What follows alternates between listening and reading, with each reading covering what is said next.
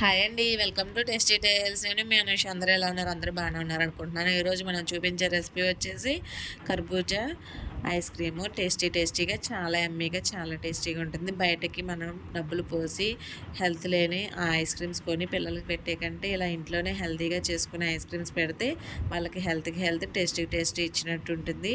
ఇప్పుడు రెసిపీలోకి వెళ్ళిపోతే ముందుగా స్టవ్ ఆన్ చేసుకొని 1 లీటర్ పాలని స్టవ్ మీద పెట్టుకొని అవి 1/2 లీటర్ అయ్యే వరకు మరిగించుకోవాలి. అవి పక్కన పెట్టేసుకున్న తర్వాత ఒక కప్పులోకి టీ గ్లాసుడు పాలు పోసుకొని 1 స్పూన్ దాకా కస్టర్డ్ పౌడర్ ఉంటుంది కదా, కస్టర్డ్ పౌడర్ వేసుకొని మనకి ఉండలు అనేవి లేకుండా శుభ్రంగా కలుపుకోవాలి. నేను వీడియోలో చూపిస్తున్నాను కదా, అలా ఉండలు అనేవి లేకుండా కలుపుకొని అది పక్కన పెట్టుకోవాలి. అలా పక్కన పెట్టుకున్న దాని తర్వాత ఒక పెద్ద సైజు కర్బూజా ఉంటుంది కదా, ఆ కర్బూజాని తీసుకొని వీడియోలో చూపిస్తున్నట్టుగా పైన మనకి మూత అనేది తీసేసి కట్ చేసుకోవాలి. అలా కట్ చేసుకొని లోపల స్పూన్తో లోపల ఉన్న గింజలన్నీ శుభ్రంగా తీసేసుకోవాలి. నేను వీడియోలో చూపిస్తున్నాను కదా, అలా గింజలన్నీ తీసేసుకున్న తర్వాత మళ్ళీ అదే స్పూన్తో మనకి ఆ కర్బూజాలోని గుజ్జంతా తీసేసుకోవాలి. నేను వీడియోలో చూపిస్తున్నట్టుగా ఈజీగా తీసేసుకోవచ్చు అండి, చాలా ఈజీగా వచ్చేస్తుంది.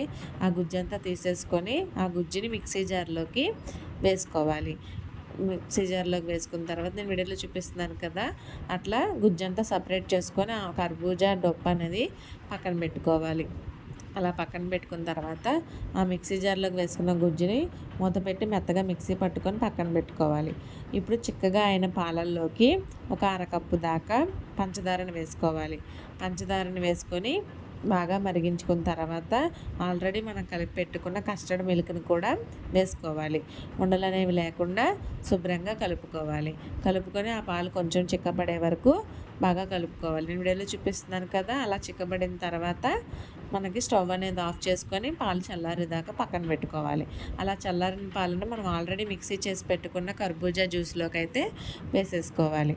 నేను వీడియోలో చూపిస్తున్నాను కదండి, అలా మొత్తం పాలని కర్బూజా జ్యూస్లోకి వేసుకొని మిక్సీ మూత పెట్టుకొని మెత్తగా మిక్సీ పట్టుకోవాలి. ఆ టెక్స్చర్ అనేది బాగా థిక్గా ఉండాలి. అలా థిక్గా ఉంటేనే మనకు ఐస్ క్రీమ్ అనేది పర్ఫెక్ట్గా వస్తుంది. నేను వీడియోలో చూపిస్తున్నాను కదా, అలా థిక్గా మిక్సీ పట్టుకున్న జ్యూస్ని మనం పక్కన పెట్టుకున్న కర్బూజా డొప్పలోకి వేసేసుకోవాలి. అలా వేసేసుకున్న తర్వాత మన దగ్గర డ్రై ఫ్రూట్స్ ఉంటాయి కదా, బాదాము, పిస్తా అలాంటివి కట్ చేసుకొని వేసుకొని పైన మూత అనేది పెట్టుకొని డీప్ ఫ్రిడ్జ్లో ఒక నైట్ అంతా పెట్టేసుకోవాలి. డీప్ ఫ్రిడ్జ్లో పెడితే తొందరగా గడ్డ కడుతుంది. ఒక నైట్ తర్వాత నెక్స్ట్ డే మార్నింగ్ చూస్తే శుభ్రంగా గడ్డగట్టేస్తుంది. వీడియోలో చూపిస్తున్నాను కదా, అలా శుభ్రంగా గడ్డగట్టేస్తుంది. ఒక 5 మినిట్స్ తర్వాత చాక్ని తడి చేసుకొని కట్ చేసుకుంటే ఈజీగా కట్ అయిపోతుంది. అలా ఈజీగా కట్ అయిపోయినాక చూపిస్తున్నాను కదా, అలా ఈజీగా కట్ అయిపోయిన దాన్ని సర్వింగ్ బౌల్లోకి సర్వ్ చేసుకుంటే అంతేనండి. ఎంతో టేస్టీ అండ్ యమ్మీ అయిన కర్బూజా ఐస్ క్రీమ్ అయితే ఇంట్లోనే రెడీ. పిల్లలకి హెల్తీగా టేస్టీగా ఇంట్లోనే మనం ఇప్పటి నుంచి ఐస్ క్రీమ్ అనేది పెట్టేసుకోవచ్చు. వీడియో నచ్చిందా? వీడియో నచ్చితే లైక్ వేసి షేర్ చేసి అలాగే సబ్స్క్రైబ్ చేసుకోండి. ఇంకా మరిన్ని మోర్ రెసిపీస్తో మోర్ వీడియోస్తో మీ ముందు ఉంటాను.